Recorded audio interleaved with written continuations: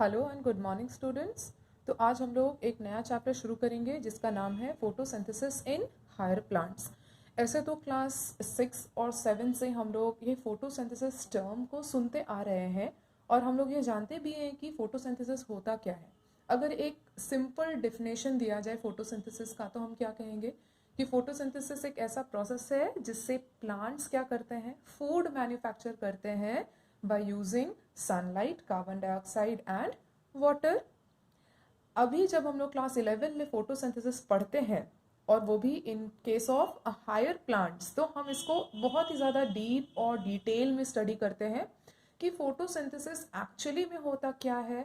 Photosynthesis जो entire process है इसमें क्या क्या स्टेप्स इन्वॉल्व्ड है, प्लांट्स कैसे सोलर एनर्जी को यूटिलाइज करके उसको फूड में कन्वर्ट करते हैं और खुद में स्टोर करते हैं। फोटोसिंथेसिस का इम्पोर्टेंस क्या है प्लांट के लिए एज वेल एज सारे उन ऑर्गेनिजम्स के लिए जो प्लांट के ऊपर डिपेंड करते हैं फॉर फूड। तो आइए हम लोग इस चैप्टर के थ्रू जानने की कोशिश करेंगे एक एक चीज जो फोटोसिंथेसिस में है। सबसे पहले हम लोग जानेंगे कि फोटोसिंथेसिस होता क्या है। बेसिकली फोटोसिंथेसिस एक फिजिकल और केमिकल प्रोसेस है और इसी फिजिकल और केमिकल प्रोसेस के through green plants, basically green plants क्या करते हैं, यूज करते हैं सोलर एनर्जी और इसी सोलर एनर्जी को कन्वर्ट किया जाता है इनटू केमिकल एनर्जी जो कि ऑर्गेनिक कंपाउंड्स में स्टोर हो जाते हैं। फोटोसिंथेसिस की अगर हम इन जनरल इम्पोर्टेंस की बात करें तो दो रीज़न से फोटोसिंथेसिस हमारे लिए बहुत ही ज़्यादा खास हो जाता है, बहुत ही ज़्यादा इम्पॉर्टेंट हो जाता है। सबसे पहला रीज़न क्या है कि it is the primary source of food on earth. और दूसरा रीज़न क्या है कि प्लांट्स बेसिकली क्या करते हैं, ऑक्सीजन जनरेट करते हैं, ऑक्सीजन रिलीज करते हैं इनटू एटमॉस्फेयर। अब ऑक्सीजन अगर एटमॉस्फेयर में रिलीज हो रहा है बाय प्लांट्स तो वो हमारे किस काम आता है, we as a living being हम क्या कर रहे हैं, उसी ऑक्सीजन को यूटिलाइज कर रहे हैं खुद के लिए। यानी कि ऑक्सीजन हमारे लिए क्या है, लाइफ लाइन है। तो प्लांट्स हमारे लिए क्यों इंपॉर्टेंट हो गए, क्योंकि वो क्या कर रहे हैं, ऑक्सीजन जनरेट कर रहे हैं किसके लिए, हमारे लिए। तो हम लोग फोटोसिंथेसिस को डिफाइन कर लेते हैं। फोटोसिंथेसिस डिफाइन कर सकते हैं इस तरह से कि फोटोसिंथेसिस एक प्रोसेस है जिसमें ग्रीन प्लांट्स सिंथेसाइज करते हैं अपना खुद का खाना। और वो कैसे यूज करते हैं, वो पानी, कार्बन डाइऑक्साइड, और ये दोनों यूटिलाइज किया जाता है इन प्रेजेंस ऑफ क्लोरोफिल, क्योंकि ग्रीन प्लांट्स में क्या प्रेजेंट है, क्लोरोफिल पिगमेंट प्रेजेंट है और ये क्लोरोफिल यहाँ पे एक मेजर रोल प्ले करता है फूड सिंथेसाइज करने के लिए। सनलाइट की भी बहुत ज़्यादा आवश्यकता है। सनलाइट सोलर एनर्जी अब्जॉर्ब होगा बाय प्लांट्स और इसी सोलर एनर्जी को यूज करके वो खाना बनाएंगे। यहाँ पे एक बाई प्रोडक्ट जनरेट हो रहा है जिसको हम कहते हैं ऑक्सीजन। और जैसा कि हमने ऑलरेडी इसके बारे में पढ़ा कि ऑक्सीजन किसके लिए ज़रूरी है, बाकी के लिविंग ऑर्गेनिजम्स के लिए जिनके लिए सर्वाइवल का मेन क्या है, ऑक्सीजन ही है जो हेल्प करता है हमारे सर्वाइवल में। जब हम फोटोसिंथेसिस के हिस्टोरिकल बैकग्राउंड की बात करें तो बहुत सारे साइंटिस्ट्स ने बहुत सारे एक्सपेरिमेंट्स किए और अपने अपने एक्सपेरिमेंट्स के थ्रू फोटोसिंथेसिस से रिलेटेड बहुत सारी थ्योरीज हमारे सामने लेकर आए। वो जैसे सबसे पहले हम लोग देखते हैं कि वैन हेलमोंट नाम के एक साइंटिस्ट ने ये बताया कि एक ग्रोइंग प्लांट में उसका जो वेट होगा या मास होगा वो सॉइल उसमें ऐड नहीं करता। दूसरा, प्रेस्टली और इंगन हॉल्स नाम के साइंटिस्ट ने क्या दिया, बेसिक केमिकल रिएक्शन दिया फोटोसिंथेसिस का और बताया कि प्लांट्स क्या करते हैं, कार्बन डाइऑक्साइड को टेक इन करते हैं फ्रॉम एटमॉस्फेयर और ऑक्सीजन को रिलीज करते हैं। वैन नील इन 1930s उन्होंने एक्सप्लेन किया कि कैसे लाइट एक इम्पॉर्टेंट रोल प्ले करता है in light and dark reaction. अब ये लाइट और डार्क रिएक्शन क्या होता है ये हम लोग आगे आगे चैप्टर में देखेंगे। फिर एंगलमैन नाम के एक साइंटिस्ट ने बताया कि लाइट के किस स्पेक्ट्रम में मैक्सिमम अब्जॉर्प्शन होता है और उन्होंने बताया कि मैक्सिमम अब्जॉर्प्शन जो होता है वो रेड और ब्लू लाइट में होता है। ब्लैकमैन नाम के साइंटिस्ट ने बताया कि फोटोसिंथेटिक एनर्जी को कैप्चर करने के लिए क्या जरूरी है, सनलाइट जरूरी है। लेकिन वहीं पर उन्होंने ये भी बोला कि जब ऑर्गेनिक मॉलिक्यूल्स का कंस्ट्रक्शन होता है प्लांट के अंदर फोटोसिंथेसिस के दौरान, तो इस ऑर्गेनिक मॉलिक्यूल के बिल्डिंग में बनने में लाइट की रिक्वायरमेंट नहीं होती।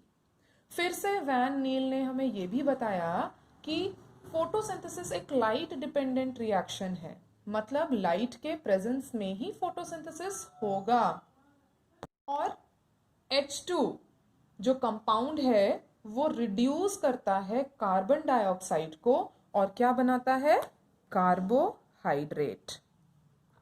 थियोडर साइंटिस्ट ने ये बताया कि फोटोसिंथेसिस के लिए पानी एक एसेंशियल रिक्वायरमेंट है, अगर वाटर नहीं होगा तो फोटोसिंथेसिस अकर नहीं कर पाएगा।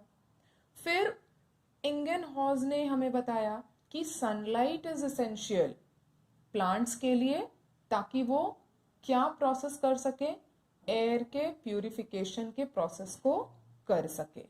तो ये एक हिस्टोरिकल बैकग्राउंड था फोटोसिंथेसिस के बिहाफ में कि कैसे साइंटिस्ट्स ने, अलग अलग साइंटिस्ट्स ने अपने अपने एंड से बहुत सारे एक्सपेरिमेंट्स किए और किसी ना किसी एक नतीजे पर पहुंचे और हमें ये बताया कि कौन कौन से फैक्टर्स बहुत इंपॉर्टेंट रोल प्ले करते हैं for photosynthesis to take place. जब हम फोटोसिंथेसिस की बात करते हैं तो फोटोसिंथेसिस अकर करता है बहुत तरह के बैक्टीरिया में, एल्गे में भी हम फोटोसिंथेसिस देख सकते हैं जिनमें क्लोरोप्लास्ट प्रेजेंट होंगे। लीव्स में फोटोसिंथेसिस हम देखते हैं क्योंकि लीव्स में बेसिकली हम क्लोरोफिल पिगमेंट देखते हैं जिसके वजह से हमें ग्रीन लीव्स नजर आते हैं।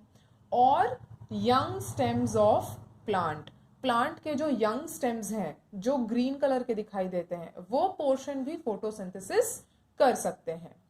Only chloroplast are able to carry out photosynthesis, यानी कि जो क्लोरोप्लास्ट है, जो स्ट्रक्चर प्रेजेंट है क्लोरोप्लास्ट प्लांट्स के अंदर, इन्हीं क्लोरोप्लास्ट्स के अंदर क्लोरोफिल होता है। इसीलिए हम क्या कह रहे हैं कि क्लोरोप्लास्ट ही फोटोसिंथेसिस कैरी आउट करने में मदद करता है।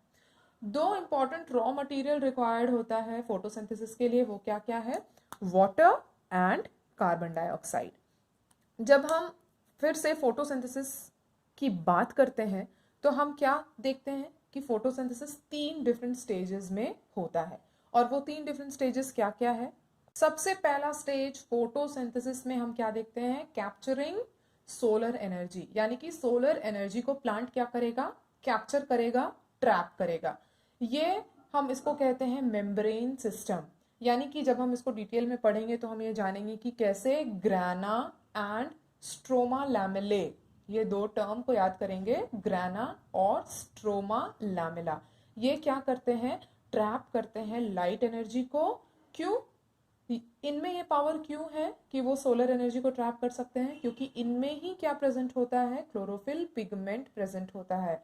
तो बेसिकली यहाँ पे हमें क्या समझ में आ रही है कि सोलर एनर्जी के कैप्चर करने में यहाँ पे कौन सबसे ज्यादा इंपॉर्टेंट रोल प्ले कर रहा है, pigment, that is the chlorophyll, जो कि किस में है, ग्राना और स्ट्रोमा लैमेले में है।